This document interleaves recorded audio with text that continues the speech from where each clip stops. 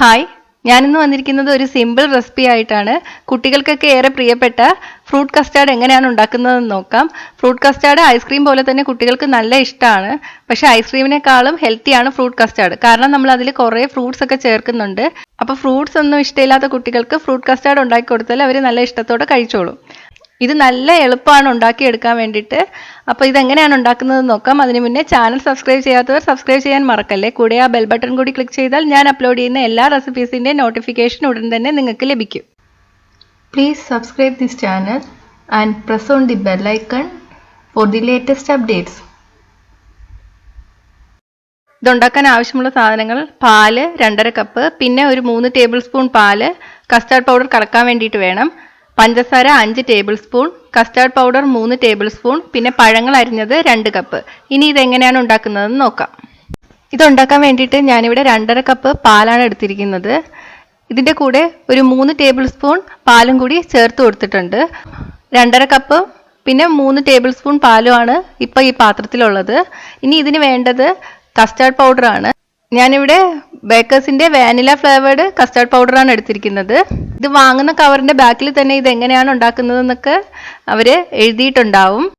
ഇനി ഈ കസ്റ്റാർഡ് പൗഡറിൽ നിന്ന് 3 ടേബിൾ സ്പൂൺ ഒരു പാത്രത്തിലോട്ട് ഇടുക. ഞാൻ നേരത്തെ പറഞ്ഞിട്ടുണ്ടായിരുന്നു, ഈ പാത്രത്തിൽ 2.5 കപ്പും പിന്നെ 3 ടേബിൾ സ്പൂൺ പാലുമാണ് എടുത്തിരിക്കുന്നത്. അതിൽ നിന്ന് 3 ടേബിൾ സ്പൂൺ പാല് ഈ കസ്റ്റാർഡ് പൗഡറിലോട്ട് ഒഴിച്ചിട്ട് നന്നായിട്ട് കലക്കിയെടുക്കുക. കട്ടയൊന്നും ഉണ്ടാവാൻ പാടില്ല.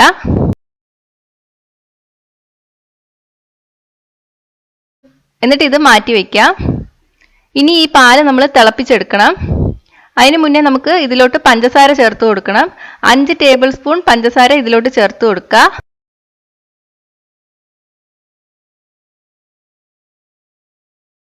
ഇനി ഈ പാല് നമുക്ക് തിളപ്പിച്ചെടുക്കാം. പാലിപ്പോൾ നന്നായിട്ട് തിളച്ച് വന്നിട്ടുണ്ട്. ഞാൻ തീ സിമ്മിലോട്ട് ഇട്ടൊക്കെയാണ്, ഇല്ലെങ്കിൽ പാല് പൊങ്ങി കളയും. ഇനി ഇതിലോട്ട് നേരത്തെ കലക്കി വെച്ചിട്ടുള്ള കസ്റ്റാർഡ് പൗഡർ ചേർത്ത് കൊടുക്കുക. തീ സിമ്മിലോട്ട് ഇട്ട് കൊടുക്കുക.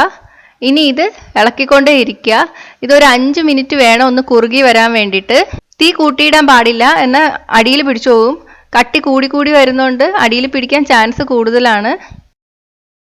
ഇപ്പോൾ ഒരു 5 മിനിറ്റ് കഴിഞ്ഞിട്ടുണ്ട്. ഇത് നന്നായിട്ട് തിക്കായിട്ട് വന്നിട്ടുണ്ട്. ഇനി നമുക്കിത് ഓഫ് ചെയ്യാം.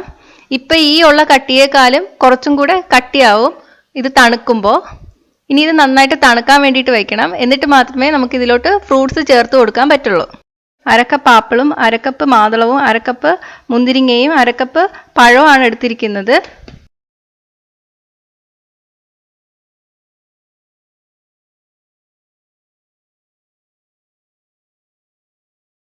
ഇത് നല്ലവണ്ണം തണുത്ത് വന്നിട്ടാണ് ഈ പഴങ്ങൾ ചേർക്കുന്നത്.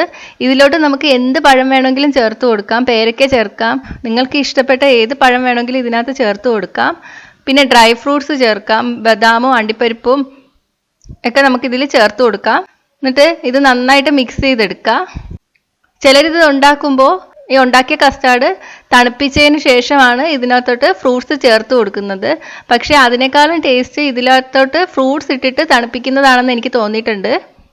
ഇനി ഇത് നമുക്ക് അടച്ചു വെച്ചിട്ട് ഫ്രിഡ്ജിൽ തണുപ്പിക്കാൻ വേണ്ടിയിട്ട് വയ്ക്കണം. ഇതിന് അടപ്പില്ലാത്തതുകൊണ്ടാണ് ഞാൻ ഈ ക്ലിംഗ് പേപ്പർ വെച്ചിട്ട് റാപ്പ് ചെയ്യുന്നത്. 1 മണിക്കൂറോളം ഫ്രിഡ്ജിൽ തണുക്കാൻ വേണ്ടിയിട്ട് വയ്ക്കാം. അപ്പം നമ്മുടെ ഫ്രൂട്ട് കസ്റ്റാർഡ് റെഡി ആയിട്ടുണ്ട്. നമുക്ക് സർവിങ് ബൗളിലോട്ട് മാറ്റാം. അപ്പം നമ്മുടെ ടേസ്റ്റി ആയിട്ടുള്ള ഫ്രൂട്ട് കസ്റ്റാർഡ് റെഡി ആയിട്ടുണ്ട്. കുട്ടികൾക്കൊക്കെ നല്ല ഇഷ്ടപ്പെടും. അപ്പോൾ ഫ്രൂട്ട്സ് കഴിക്കാത്ത കുഞ്ഞുങ്ങളാണെങ്കിൽ ഇങ്ങനെ ഉണ്ടാക്കി കൊടുത്താൽ മതി. ഇത് കടയിൽ നിന്നൊക്കെ നമുക്ക് എളുപ്പത്തിൽ വാങ്ങാൻ കിട്ടും. പക്ഷേ ഇത് വീട്ടിലുണ്ടാക്കി എടുക്കാൻ നല്ല ഈസിയാണ്. അപ്പം പുറത്തുനിന്ന് വാങ്ങുന്നതിനേക്കാളും വീട്ടിലുണ്ടാക്കി എടുക്കുന്നതല്ലേ നല്ലത്. അപ്പോൾ നിങ്ങളിത് ട്രൈ ചെയ്ത് നോക്കുക. ട്രൈ ചെയ്തിട്ട് അഭിപ്രായം കമൻറ്റ് ചെയ്യുക. ഇഷ്ടമായെങ്കിൽ ലൈക്ക് ഷെയറും ചെയ്യുക. കൂടുതൽ റെസിപ്പികൾക്കായിട്ട് ചാനൽ സബ്സ്ക്രൈബ് ചെയ്യാൻ മറക്കല്ലേ. ഈ റെസിപ്പി ഇഷ്ടമായെങ്കിൽ ലൈക്കും ഷെയറും കമൻറ്റും ചെയ്യൂ. സബ്സ്ക്രൈബ് ചെയ്തിട്ടില്ലാത്തവർ സബ്സ്ക്രൈബ് ചെയ്യാൻ മറക്കല്ലേ. പുതിയ റെസിപ്പീസ് ഉടനെ ലഭിക്കാനായി നോട്ടിഫിക്കേഷൻ ഐക്കൺ ക്ലിക്ക് ചെയ്യൂ.